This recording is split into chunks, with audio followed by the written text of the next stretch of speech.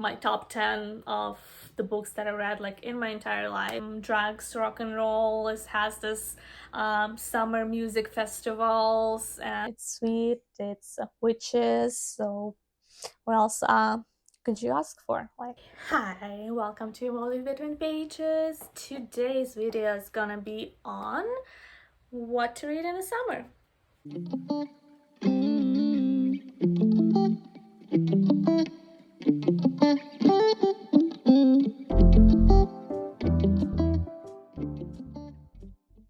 So the summer is here, the weather is finally warm. I don't know about you, but I'm so tired of the rain and cold and wind. I live in Vancouver, just for the context, and it's always raining here. So it's finally been kind of hot, kind of nice and warm. So if you are on a vacation and you're chilling on the beach, it is always nice to have a book with you so you can spend some time just relaxing and reading. And I thought I'm gonna do a video for you with my recommendations on some books that have like the summer vibe, that is nice to read in the summer, that's like light reads, cutesy and readable, and have either like a summer setting or just have this general light summery vibe. So when I was putting together this list, I tried to put some different kind of genres for or different kind of vibes for different readers, depending on like what you're into or like what are you in the mood for. And I wanted to pick some like summery books for like a few different categories, but for different readers. So we're gonna start with like, I think as is like super obvious choice, that would be a literally book that is literally called The Beach Read. I mean, beach read, there's no doubt. This book has made it to my all-time favorites list, like my top 10 of the books that I read like in my entire life. I love this book.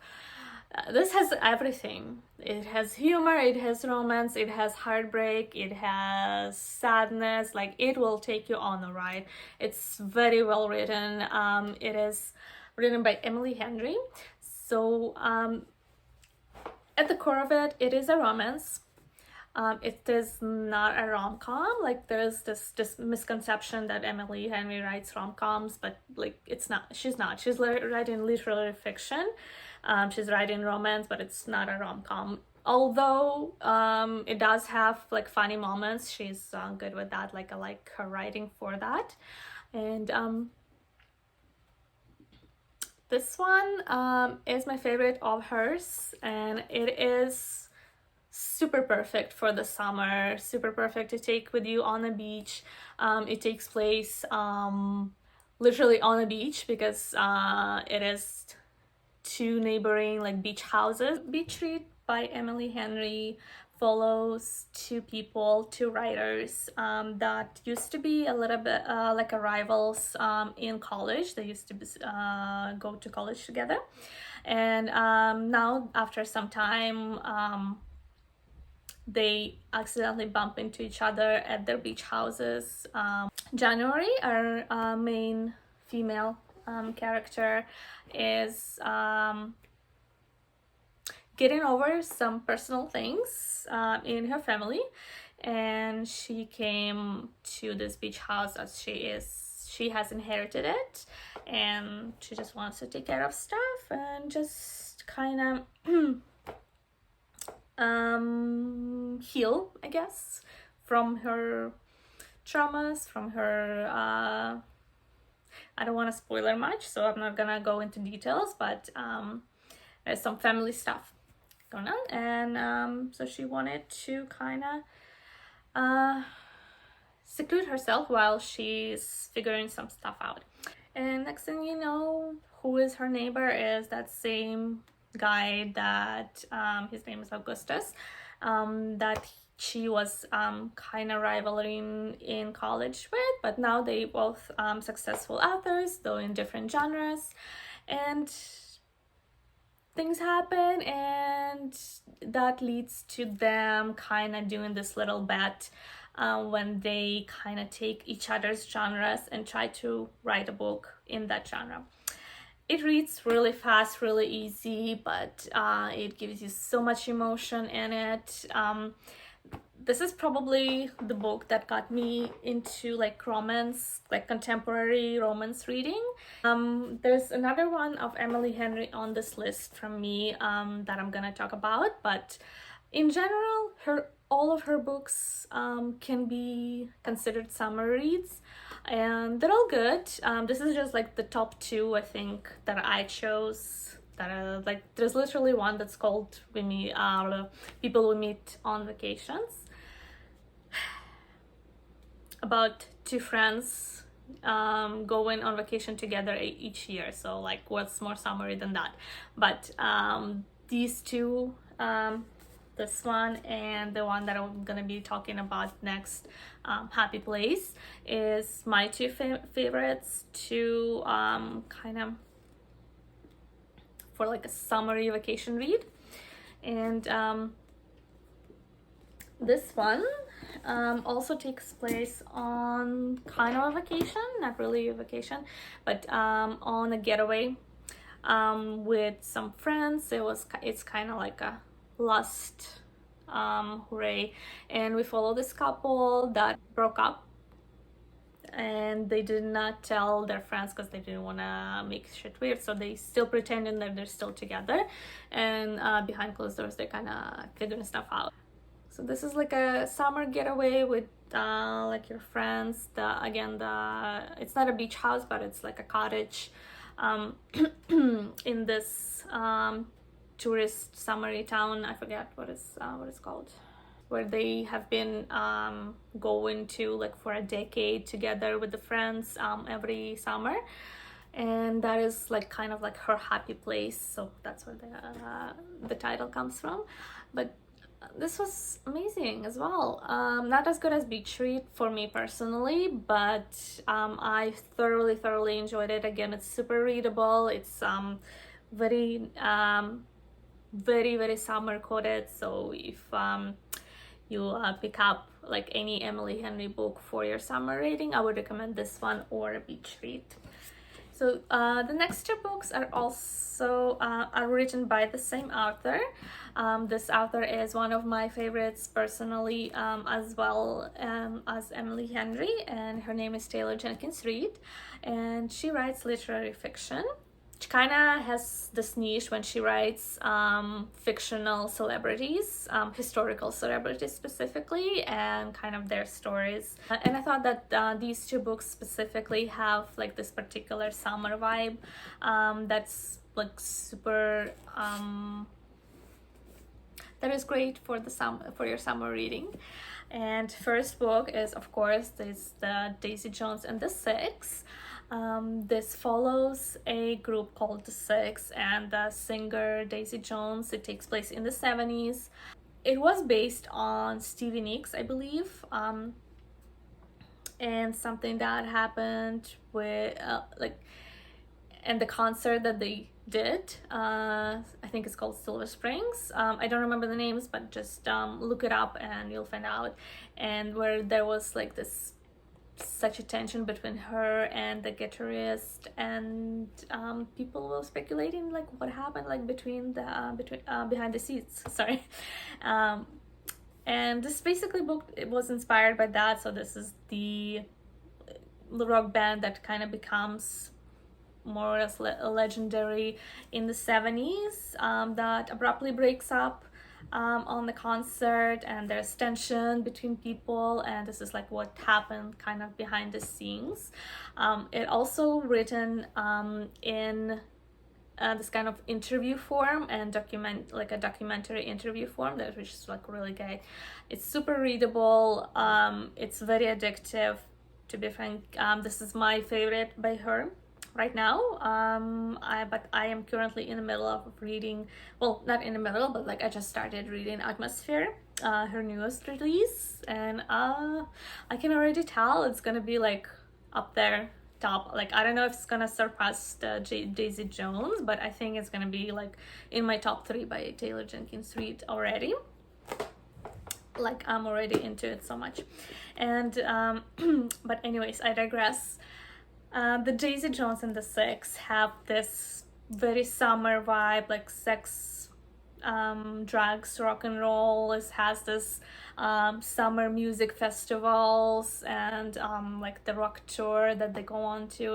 The summer vibes are vibing, and like what could be like when you think of summer, you think Coachella, you think whatever, music, dancing, you think beaches and all that jazz. But anyways, very very recommended, not even just for summer reads, like for any reads. This was great, like 5-star read from me. Another one from her is Carrie Soda is Back. So this one follows a tennisist that is kind of making a comeback into the game, and this is all about like tennis. And I thought it has that also like summer vibe, competitions, like you think tennis, you think the grass, you think, you know, outdoors and all that stuff. So this one also very readable. It's like a quick read. So if you're a lover of thrillers, or if you're just in the mood for it, I do have a book for you as well. And this is called The Woman in Cabin 10 by Ruth Ware. Ruth Ware is a terrific thriller writer.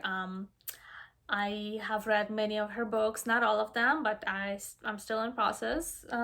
But this is the author that actually got me into audiobooks, because I listen all her thrillers in the audiobooks. She has a terrific narrator, Imogen Church, and she's not everybody's cup of tea, but she just works for me. Like, I don't know. But for some reason, this specific one, I kind of like in the middle of it. I found myself like I wasn't following much, like I was losing some threads, and I decided that maybe I should try it in a physical form, then it will work a little bit better for me. But yeah, unfortunately, the audiobook just didn't quite work for me, because I think it's because it's just written in a little bit different format than her other books. Oh my god, so frustrating. Okay, I'm sorry, my phone doesn't want to film today, like at all. I've been trying to film this video for so long. Okay, anyway, I also forgot to connect my mic, and I just realized it like halfway through my video. So if the sound wasn't really like, the sound wasn't good the first half of the video, I'm sorry. But I'm not reshooting that because I'm tired. Anyways, to continue, The Woman in Cabin 10. So the plot takes place on a literal cruise ship. So like, what could be more summary than that? We follow our protagonist, who at some point witnesses a woman that was staying in the cabin next to her falling overboard.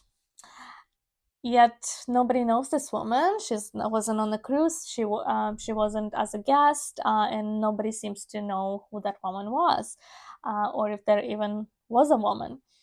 And we just follow her and trying to figure out this mystery.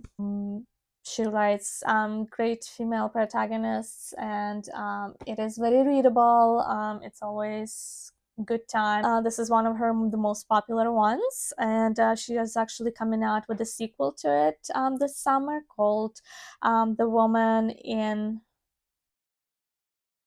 Suite 11, I think. Pretty sure. Yeah, so I will be reading that. For some fantasy and magical realism and like urban fantasy, I do have a few books as well. So this one called The Song of Achilles. It is based on mythology and the story of said Achilles. I think it's a Greek mythology, was it? Or Roman? Pretty sure Greek, yes.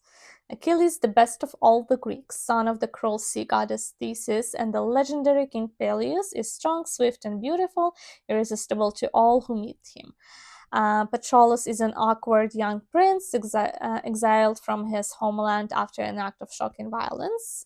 Brought together by chance, they forged an inseparable bond despite risking the god's wrath.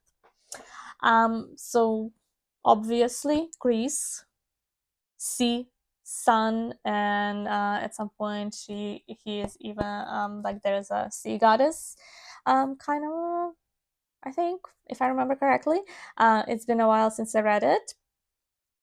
To be completely fair, I think Madeline Miller is not quite my cup of tea, but just because of her writing style, I don't seem to love it as much as everybody else, but it is widely beloved novel. I liked it when I read it.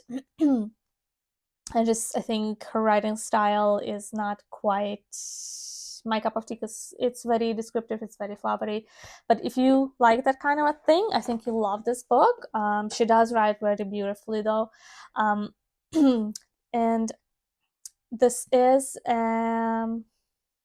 LGBTQ romance, male on male romance.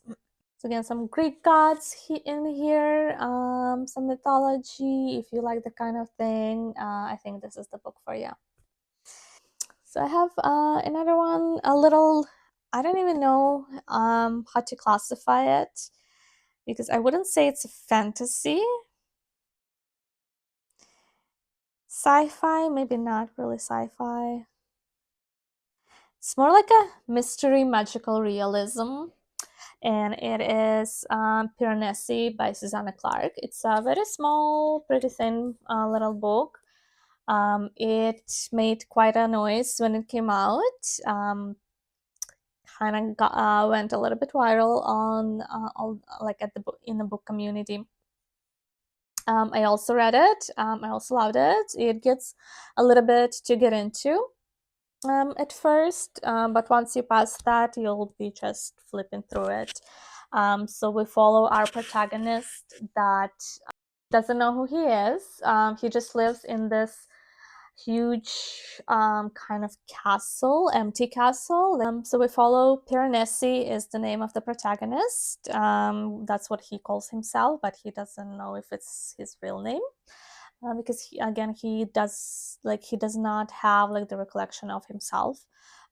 He just knows this big house with the infinite rooms with like ocean kind of trapped within it, but he kind of knows the tides and he just lives to explore this huge building.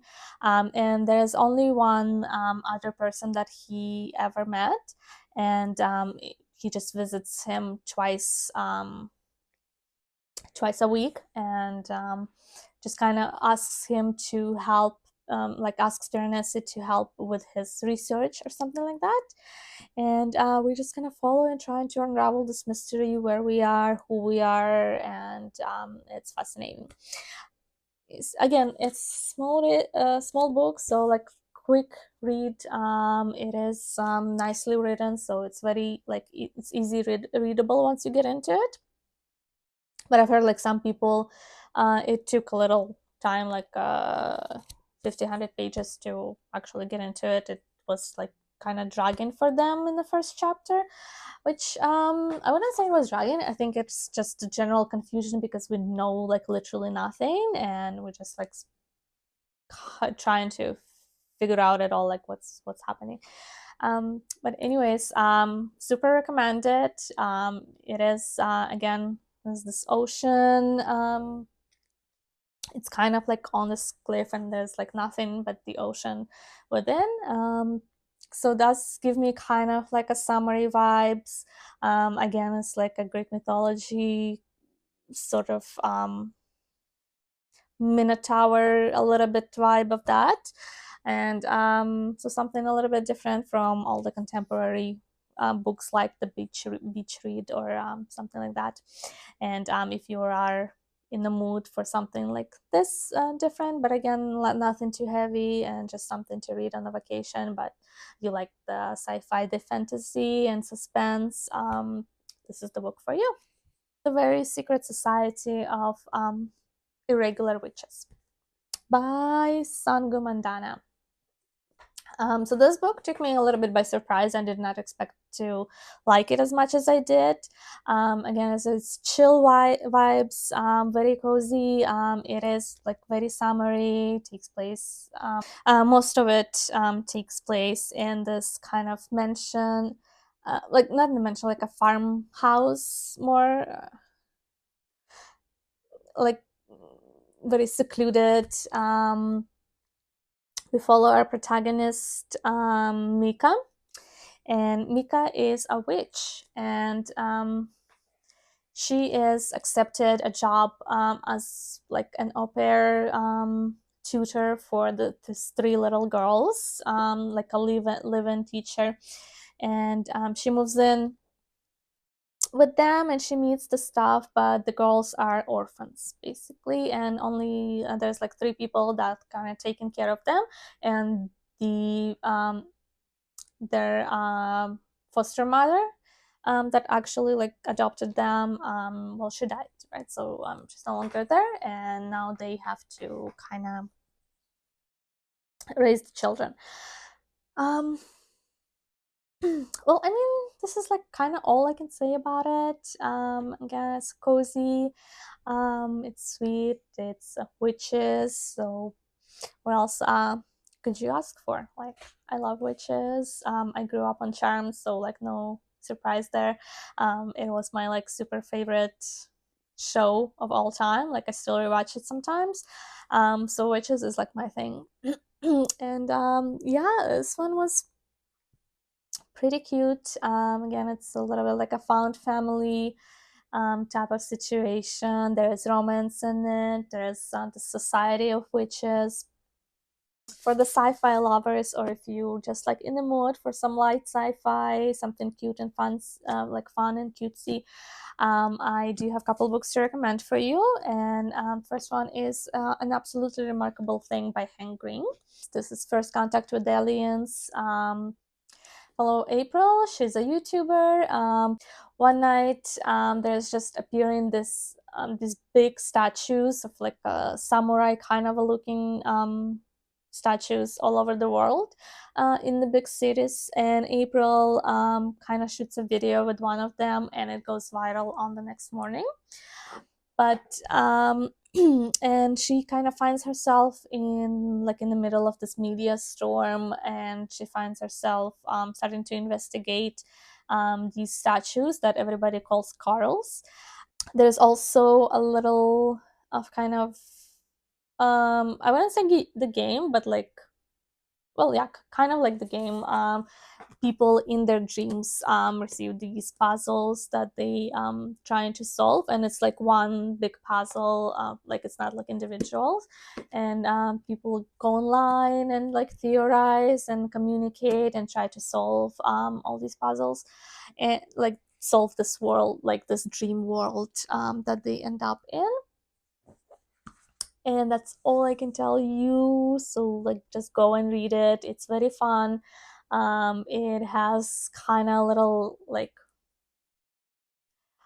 not a retro vibe, like it uses like a lot of like retro, not retro, like, but you know, a little bit oldie songs like 80s 90s and stuff like that, and it just kind of gives its own vibe. And I thought it was like very fun, very readable. Again, for summer, it's like has that like summer vibe, but like I cannot explain it, again, with like fun songs and everything. Hank Green is a great writer. This is the first book in the duology, and the second book is also like a little very readable book, but very fun, very recommended. Okay, and another one sci-fi is the Murderbot Diaries. This is a series of little novellas. So the copy that I have is actually two novellas in one. It is for the first two, All System Red and Artificial Condition. And I read the first one. I haven't gotten to the second one yet, but we follow this bot that kind of hacked his own systems, and now he has like a free will. And I keep saying he because I don't know, it's just that's how he looked in my head for some reason, but it actually genderless. So like it has no gender, it has no like sex organs or anything, anything that would indicate like a sex or a gender. Like we don't even know like what the hair looks like. We just have like the description is literally just it's human face, and it's like genderless body. So anyways, but for some reason I kind of imagine it more masculine leaning type. um but yeah, if you read it and you imagine something more feminine, that's probably like the point. But anyways, that's why I sometimes keep saying he, because that's kind of how I imagine it. But in the book we refer to it as it, so that's how I'm gonna try to refer to it. But anyways, we follow this bot, and it's very socially awkward. It's very like socially anxious. It's doesn't want to talk to people. It just wants to kind of sit in the corner and watch his favorite TV shows and chill. So who can relate? That's all the books I have for you today. Thanks for watching. I hope you enjoy in your summer. Go out to the beach, go out to park, go out just to the sun and enjoy some sunshine. And yeah, again, I will see you next time. Please hit subscribe and the like button if you like this video, and notification bell if you would like to get notified when I post my next one. I'll be very grateful. It will really help my channel out. Thanks for watching. I'll see you next time. Mwah.